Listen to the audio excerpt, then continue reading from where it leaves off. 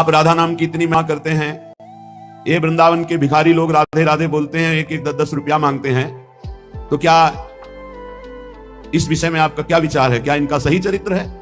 राधा राधा कह के, राधे राधे कह के रुपया मांगते हैं। हमें अपने भाव से देखना है। जिसका चश्मा हरा होता है उसे हरा दिखाई देता है, जिसका लाल होता है उसे लाल दिखाई देता है। हमारा चश्मा भाव का है। भावोत्सवेन भजताम रस कामधेनु। अखिल कोटि ब्रह्मांड नायक प्रभु श्री कृष्ण चंद्र जी कह रहे हैं, पूज्य भाई जी महाराज उस पद में लिखे कि अगर मुझे कोई खरीदना चाहे तो निश्चित किया हुआ मूल्य है राधा नाम। राधा मुझे खरीद सकता है, ठीक है।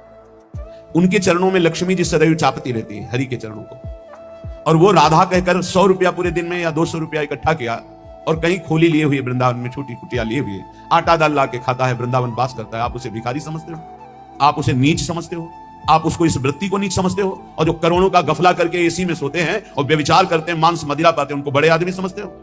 अरे इनके चरणों की रज के समान कोई बड़ा आदमी नहीं है।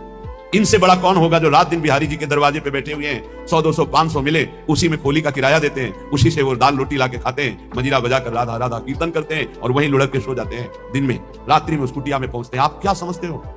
एक दिन एक संत भगवान को देखा, वो पद गाते रहते, पधार गए, 25 वर्ष पहले की बात होगी। रसखान जी के पद, बड़े बड़े रसिकों के पद गाते रहते थे, 100-200 500। इसके बाद राम जी आई में एक दिन भिक्षावृत्ति के लिए वहां, तो देखा वो बांट रहे थे एक एक वस्त्र, कुछ रुपए और भोजन सामग्री। उनको देखा कि अरे ये तो 10-10 रुपए वहां एकत्रित करते थे। नजदीक गए और कहा, बाबा ये आपकी तरफ से आपका कोई भगत? बोले नहीं, जो बिहारी जी दे देते हैं उससे हमारा काम चल जाता है, जो बच जाता है वो ऐसे संत से। क्या समझते हो आप? इन भिक्षुकों को क्या समझते हो जिनके दर्शन करने के लिए पूरा जीवन हो जाता है, लोग एक बार भी नहीं आ पाते, रोज उनके दरवाजे में बैठ के उनकी जय बोलते हैं। आप इन भिक्षुकों को आप क्या समझते हो? वृंदावन के भिखारी किनके भिखारी हैं? बाके बिहारी के दरवाजे के, राधा वल्लभ लाल के दरवाजे के। आप विषयों के, भोगों के, पापाचरण के भिक्षुक हो।